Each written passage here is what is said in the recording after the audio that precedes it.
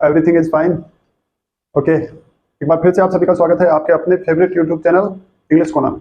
यहाँ पे हम जिस टॉपिक के बारे में डिस्कशन कर रहे थे वो था वर्ल्ड वॉर, जो कि स्टार्ट हुआ after the second world war और एंड हुआ इन द ईयर ऑफ 1991। तो उसके बीच में या उस ड्यूरिंग कौन कौन से इंपॉर्टेंट इंसिडेंट्स हैपन हुए, घटित हुए, कौन कौन से महत्वपूर्ण घटनाक्रम हुए अराउंड द वर्ल्ड, जिससे कि वो जो कोल्ड वॉर था वो हाईएस्ट पीक पर भी पहुंचा और उसके बाद में वो डाउनफॉल की तरफ भी चला गया और इन द एंड 1991 में डिसमिस भी हो गया, खत्म भी हो गया। और उसके बाद से सिचुएशन बार बार वैसी ही कोल्ड वॉर जैसी बनी रही है अभी तक भी। तो 1945 से लेकर 1991 तक कौन कौन से इंपॉर्टेंट इंसिडेंट्स हुए, कौन कौन से महत्वपूर्ण घटनाएं हुई, उन सब के बारे में एक एक करके हम डिस्कस कर रहे हैं। कौन कौन से इंपॉर्टेंट ऑर्गेनाइजेशन क्रिएट हुए, नए बने, बिल्डअप हुए, उनके बारे में भी हम पिछले वीडियोज के अंदर डिस्कस कर चुके हैं। कौन कौन से कंट्रीज उन ऑर्गेनाइजेशन के फाउंडर मेंबर थे, उनके बारे में भी हमने डिस्कशन किया। किस ईयर में उनका गठन हुआ या उनको बनाया गया और उसके बाद में कौन से ईयर के अंदर वो डिसमिस हो गए या इनको डिजोल्व कर दिया गया, उसके बारे में भी अपन जो स्टडी थी वो पिछले वीडियोज के अंदर कर चुके हैं। इस वीडियो के अंदर अपन उससे थोड़ा सा आगे बढ़ेंगे और जो और बाकी की चीजें हैं कोल्ड वॉर से रिलेटेड उनसे उनके बारे में थोड़ा बहुत डिस्कशन करेंगे इस वीडियो में। उससे पहले जो है वो आप सब्सक्राइब कर लीजिए, और सब्सक्राइब भी नहीं करते हैं तो कोई दिक्कत नहीं है, लाइक भी नहीं करते हैं तो कोई भी दिक्कत नहीं है, बस आप शेयर कर दीजिए।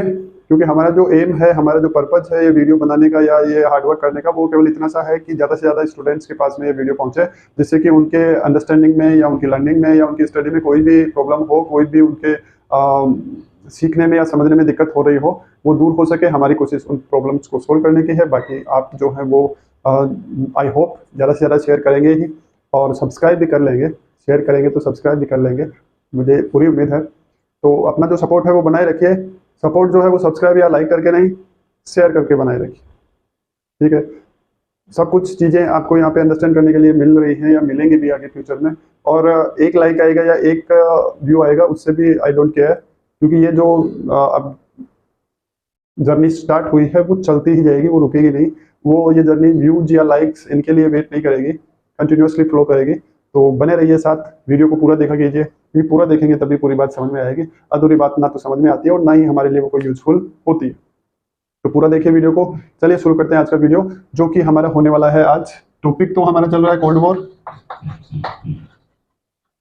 और इस कोल्ड वॉर के ड्यूरिंग जो दो सुपर पावर्स थे, एक तरफ यूएस था और एक तरफ था यूएसएसआर, या आप इसको सोवियत यूनियन भी कह सकते हैं। तो ये जो दो सुपर पावर्स थी, इन्होंने अपने अपने ऑर्गेनाइजेशन क्रिएट किए। इसके पास में नेटो, इसके पास में Warsaw North Atlantic Treaty Organisation, और इसके पास में वॉर्सो पैक्ट से रिलेटेड जो कंबाइंड हुए या ज्वाइन हुए कंट्रीज थे वो इसके उस ग्रुप में ऑर्गेनाइजेशन में इंक्लूड थे। अब इन दो सुपर पावर्स के लिए ये जो ऑर्गेनाइजेशन है वो इतने इंपॉर्टेंट क्यों है, क्या लाभ है उनको स्मॉल कंट्रीज को अपने साथ में ज्वाइन करने से? क्यों ये चाहते हैं कि जो अराउंड द वर्ल्ड सारे कंट्रीज जो हैं वो उनकी तरफ का जो ऑर्गेनाइजेशन है उसमें ज्वाइन करें, उनके साथ में टाई अप करें, उनके जो साथी हैं, एलाई हैं, उनकी जो नंबर है वो इंक्रीज हो? ऐसा क्यों है, ऐसा क्यों चाहते हैं वो? उसके पीछे पर्पज क्या है? तो इम्पोर्टेंस क्या है उस ऑर्गेनाइजेशन का, या ये अपना जो इन्फ्लुएंस है, अपना जो प्रभाव है, उसको अराउंड द वर्ल्ड क्यों बढ़ाना चाहते हैं? जो कंपटीशन है, जो प्रतिस्पर्धा है, वो तो दो सुपर पावर्स के बीच में है। तो वो स्मॉलर कंट्रीज को क्यों अपने साथ में उस जो वॉर लाइक सिचुएशन है उसके अंदर झोंक रहे हैं? तो उसके पीछे के ये फाइव रीजन्स हैं, फैक्टर्स हैं, जिसके कारण से ये जो ऑर्गेनाइजेशन थे उनके अंदर छोटे देशों को इंक्लूड किया गया, या जो अपने सेम आइडियोलॉजी रखने वाले कंट्रीज थे उनको टाई अप किया गया। तो पहला एक एक करके सभी फैक्टर्स के बारे में अपन एक्सप्लेनेशन देखते हैं क्या है। पहला जो फैक्टर था वो है वाइटल रिसोर्सेज, बहुमूल्य संसाधन। अर्थ पे हर एक कंट्री के अंदर उसकी एक अलग जियोग्राफिकल स्ट्रक्चर है और वहाँ पे जो रिसोर्सेज पाए जाते हैं वो भी डिफरेंट है बाकी जो रेस्ट ऑफ द वर्ल्ड है उससे। तो ये दोनों सुपर पावर्स चाहते थे अपने अपने तरीके से कि जिस भी कंट्री को वो अपने साथ में टाई अप कर रहे हैं, वहाँ के जो नेचुरल रिसोर्सेज हैं उनके ऊपर उनका पोजीशन हो जाए, इनका उस कंट्री से जो स्मॉल कंट्रीज हैं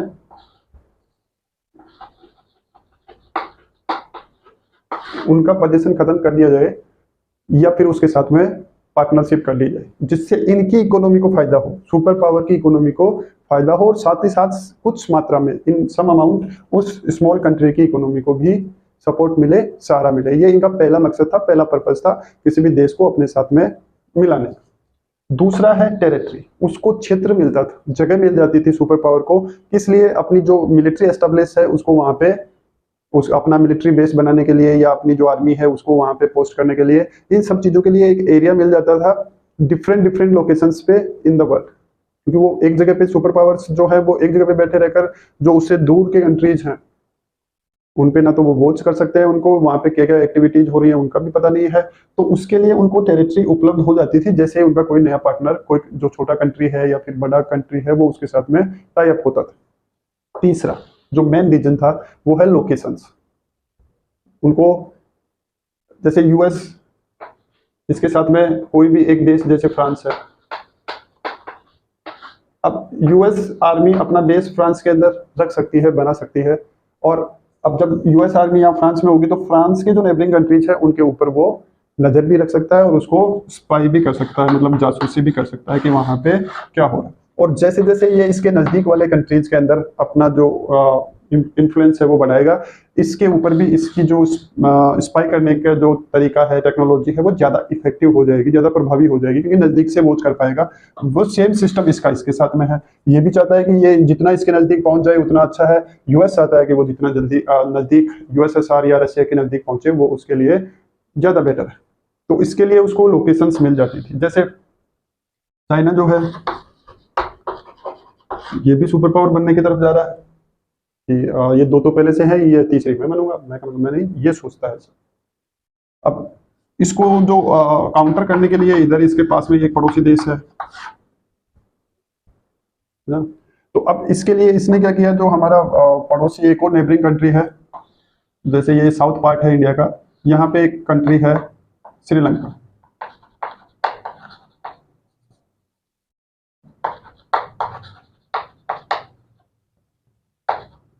अब इससे इसने क्या किया, यहाँ से आकर यहाँ का जो एक पोर्ट था उसको कॉन्ट्रैक्ट बेस पे इसने ले लिया, और उसका यूज ये किसके लिए कर रहा है, भारत पर वॉच करने के लिए कर रहा है।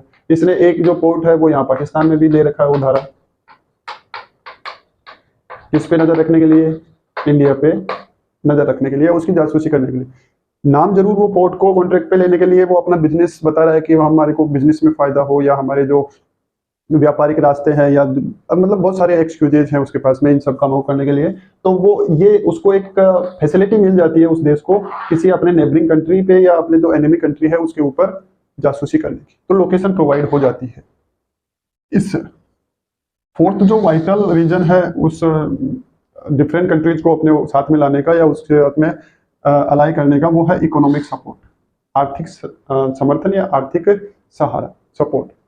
इसके साथ में कोई देश जुड़ेगा तो इसका भी इकोनॉमिक सपोर्ट होगा, और वो जो देश उसके साथ में कनेक्ट हुआ है या अलाइड हुआ है उसका भी जो डेवलपमेंट है वो होने के चांसेस बढ़ जाते हैं, क्योंकि ये सुपर पावर्स हैं। सुपर पावर्स केवल मिलिट्री बेस पे नहीं है, ये सुपर पावर इकोनॉमिक बेस पे भी है। तो दोनों तरीकों से उस स्मॉल कंट्री को फायदा होता है, लेकिन इसको कम फायदा होता है, सुपर पावर्स को ज्यादा होता है। तो इनका खुद का उसमें यूज है, बेनिफिट है, तो वो इकोनॉमिक सपोर्ट भी उसको मिल जाता है। और एक और मेजर रीजन है उसके पीछे, वो है आइडियोलॉजिकल सपोर्ट, विचारधारा का सहारा, कि जो आइडियोलॉजीज हैं इन दोनों की, क्योंकि आप पढ़ चुके हैं कोल्ड वॉर जो है वो कोई युद्ध नहीं था, वो केवल ideologies. Cold war is a war between two ideologies, capitalism and communism. US represent the ideology of capitalism and USSR was representing the ideology of communism. तो बस वो विचारधाराओं की लड़ाई थी दोनों के बीच में, और उसी विचारधारा की लड़ाई को कोल्ड वॉर कहते हैं। तो जितने ज्यादा समर्थक इन दोनों देशों के पास में या दोनों सुपर पावर्स के पास में होंगे, उतना ही उनकी आइडियोलॉजी को सपोर्ट होगा, मतलब उनके साथ में साथ देने वाला जो नंबर है वो इंक्रीज होता जाएगा। तो ये 5 मेजर रीजंस थे किसी भी देश को सुपर पावर अपने साथ में टाई अप करने के। तो आई होप आपको ये पांचों समझ में आ गए होंगे। बहुमूल्य संसाधन, क्षेत्र, जगह, आर्थिक मदद या आर्थिक सहारा, और विचारधारा का समर्थन या सहारा। तो ये 5 रीजन थे, 5 बेनिफिट होते हैं किसी भी सुपर पावर को किसी देश को अपने साथ में मिलाने के लिए या अपने ग्रुप में ज्वाइन करने से। तो ये आज के हमारे जो टॉपिक था वो कोल्ड वॉर का, उससे रिलेटेड ये मैटर था। आई होप आपको सारी चीज़ें समझ में आ गई होंगी। यदि फिर भी कोई दिक्कत है, कोई डाउट है, तो बेझिझक विदाउट एनी हेजिटेशन आप कमेंट कर सकते हैं। वीडियो जो है वो एंड होने वाला है, तो अब आप लाइक भी कर सकते हैं, पसंद आया हो तो। लाइक करें नहीं करें, शेयर जरूर कर दीजिएगा, जिससे कि और जो स्टूडेंट हैं वो भी, उनको भी बेनिफिट हो। हमने वीडियो को पूरा देखा, उसके लिए मैनी मैनी थैंक्स। मिलते हैं नेक्स्ट वीडियो में कुछ नई न्यू इन्फॉर्मेशन के साथ में।